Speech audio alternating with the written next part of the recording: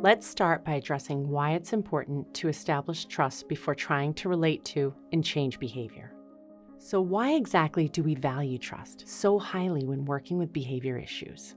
From my research and experience, I've seen firsthand how important establishing a relationship is when trying to support someone with behavioral challenges.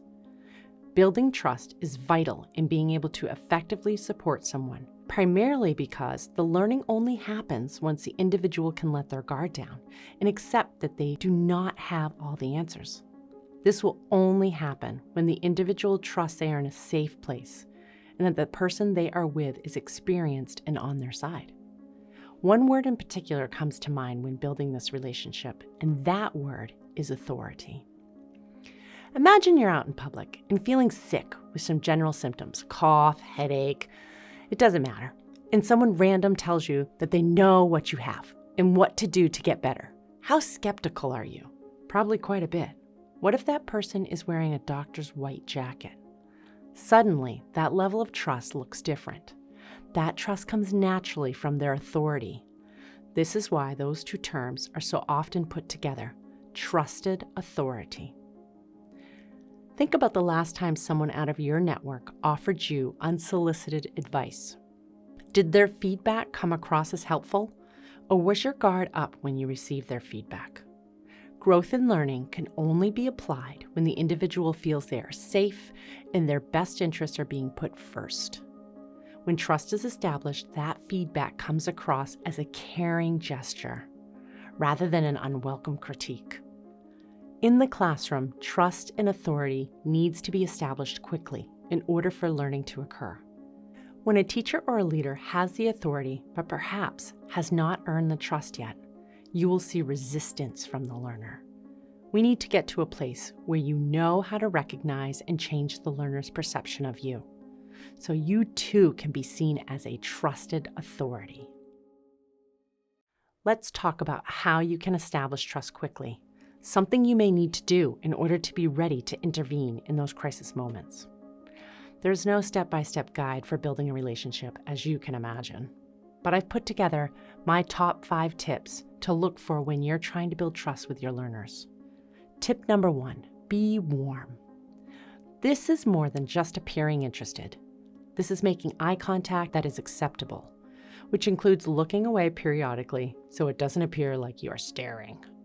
Leaning in when someone is talking to show you're listening, or keeping your hands low or at the sides of your body so you don't convey a higher energy or closed-off body language. Being warm may also be smiling or showing that warm, smiling energy in your eyes. This is especially important if the response of the individual you're working with is cold. It is a normal human response to disengage at times, but it is important for you to keep up these warm check-ins that may be as small as a smile. Tip number 2, be approachable. But what does that actually mean? Being approachable is not just appearing to be interested in what someone is saying or doing, but to actually have the interest, which often comes across in body language.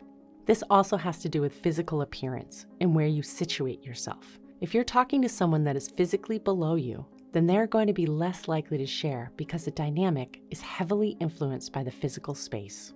You should be close enough that they are inside their personal space, but outside their intimate space. That's about 3 feet or so. Physical appearance is also part of this discussion, especially because of the natural urge to make judgments based on appearance. Training your face to remain open and warm will help to elicit more from the other person. Your manner of dress should be within the attainment of the other person. If they're dressed in jeans and a t-shirt and you show up in a suit, you're going to appear unapproachable. Titles can also delay trust. Using less formal titles when possible will work better. When I work with students in their homes or in the community, I always introduce myself saying, "Hi, I'm Dr. B, but you can call me Bethany." They often feel that I have entrusted them with something by removing the title. Tip number 3, withhold judgment. It's impossible not to judge. Humans judge so we can categorize things. It's a safety mechanism. Judging is also how we select relationships. I won't say, don't be judgy. Instead, my tip is to don't show your judgment, which can take work. It's about training your face and body to not react when you don't agree with something or hear information you find alarming. Showing your judgment should be strategic to build rapport with the person you're engaging with. Try to keep your mouth slightly open when the other person is speaking and slightly tilting the top of your head, keeping your hands either at your side or holding them low or on the lower stomach area. Try to keep your chest open and try to avoid judgments in your head, as this shows up in your nonverbal body language.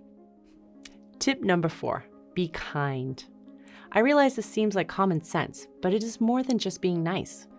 It's about showing empathy and being sympathetic to the person you're engaging with, asking them about themselves and the situations that they have encountered, trying to stick with questions that are who, what, when, where, but avoiding why, as why elicits a response that should be a solution. Some people are not asked about themselves very often, and the opportunity to discuss themselves may have them opening up in a way that they don't typically experience. When you show kindness and interest, you may meet a whole different person. Tip number 5, be genuine. I often hear people say that they are genuine, but they will ask me about why they need to learn about Pokemon or rally racing or Legos or even dog breeds. And I explain, we need to be able to communicate with the other person on what is important to them, not on what is important to us. Sharing personal information is good, as long as it's appropriate and relevant to the topic. Sharing personal information just to share is not a good use of time and will not help to promote the relationship quickly. Students can sense a genuine interaction, and it can be the cement when building trust.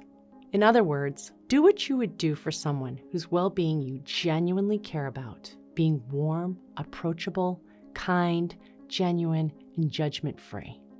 May not solve every relationship challenge, but these will show that you have good intentions. And when the learner does need to trust you, they won't regret it.